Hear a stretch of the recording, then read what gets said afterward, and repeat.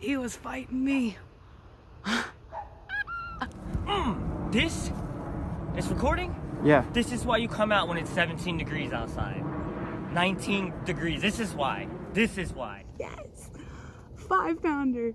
Thank you. Mwah. Mwah. Mwah. What is up, everybody? Welcome back to the channel. If you haven't already, go ahead and subscribe to my channel so that way you can see when the next video is going to be dropping. It is a new year, and one of my goals for this year is to bring you more videos because I have been slacking lately. That's just how the holidays go sometimes, guys. I have been out there fishing, and as a matter of fact, if you watched the last video, you saw that I caught my PB and I was catching some big ones. And not only that, I got a bunch of people asking, how are you catching fish right now? How are you catching big fish right now? And on top of that, not only did I just catch some massive fish, my buddy caught some massive fish as well. So it's not that they're not out there, they're still biting. And in this video, I'm gonna tell you how to catch the big ones.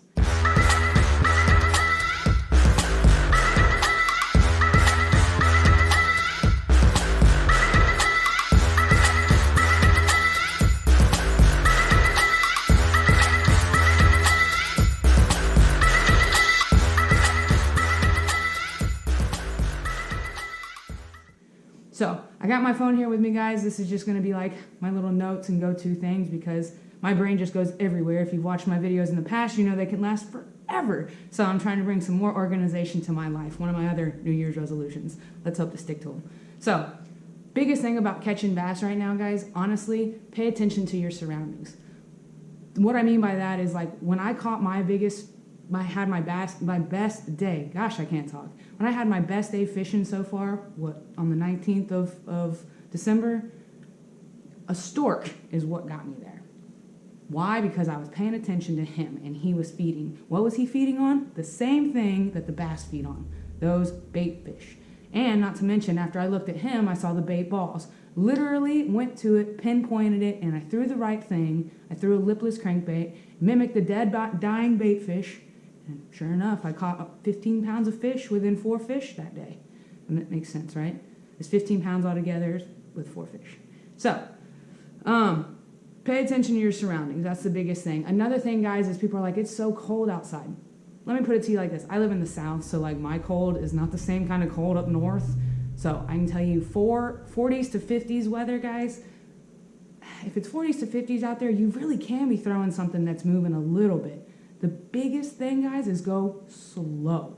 And when I say slow, you think you're going slow? Go even slower than that. I'm talking just barely moving that thing. Just barely moving it. I threw lipless out there. I would yo-yo it. I would do it slow. And then I just... That's all you got to do. Do not move it fast. Fish are not moving fast. Nothing you should be throwing should be moving fast. It's supposed to mimic what's in the water. They're moving slow. So anything you're throwing right now, make sure it's slow. You can throw a lipless right now. Those are great.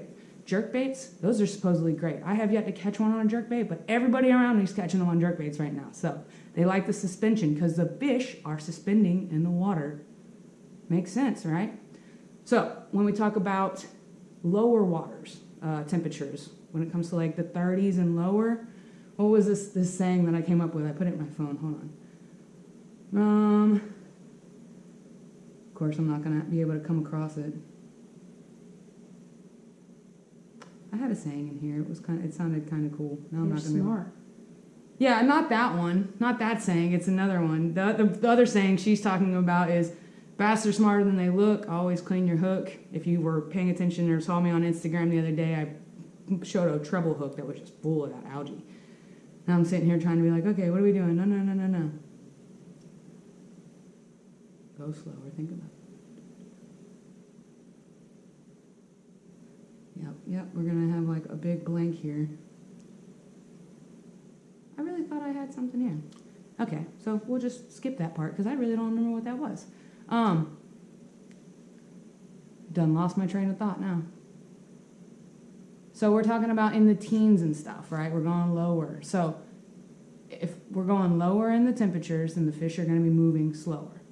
Okay, makes sense. So if we're in the 30s and lower, move slower. Maybe that's what it was. That works, right? Anyway, so And I'm talking like slower finesse. Oh, that had to do with the word finesse. Me saying that word finesse brought it on. All right. If it's 30s or less, always finesse. Something like that. Goes around. Anyway, so what I mean by finesse, guys, I mean like throw your Ned rigs, throw drop shots, Texas rig, just move slow. Something that's, you know, with the Carolina or the drop shot, that you're gonna have your suspending bait coming off your line. You're not gonna be moving it hardly at all. You want to be slow. Now, the big key is people want to know where the winter giants are. Regardless of the season, the winter giant bass are going to be deeper. That's just a fact. It's going to be winter. They will be the deepest part of that pond, especially if you're just fishing a pond. Ponds are just going to be a bowl. They're going to be at the deepest part of that bowl, belly deep. I'm talking, they literally rub their bellies into it. They go up behind, they dig a hole, and they put themselves in it. And they will sit there. And you sometimes have to throw it right in their face for them to even want it.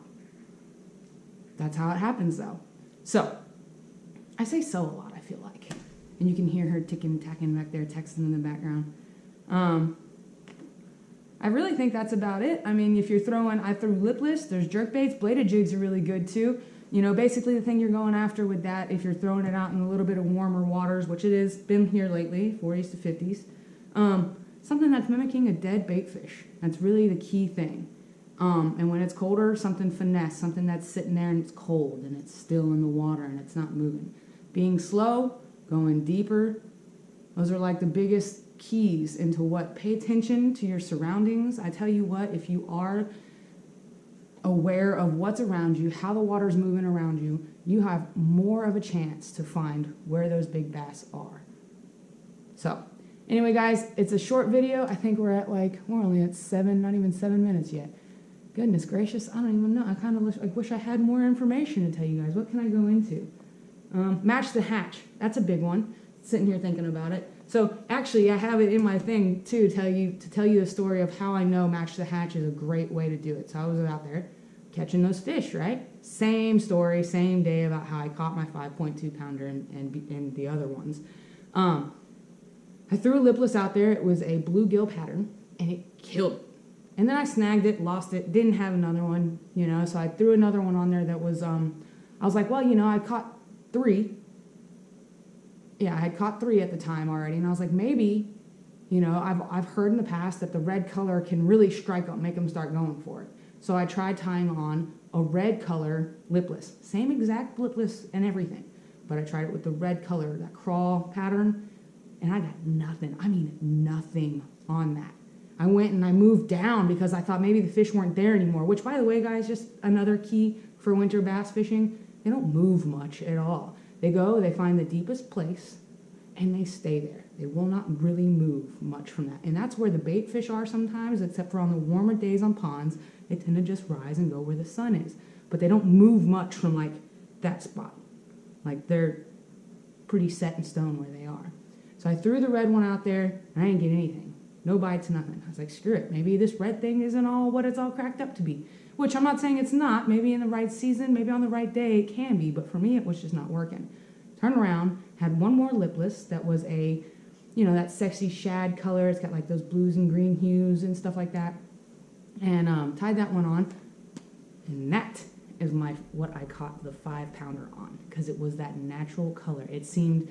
As soon as I threw it out, they were sitting there and they keyed in again on that color. They saw it, they bit it, it was it. Because the water wasn't murky that day. I remember it being clear.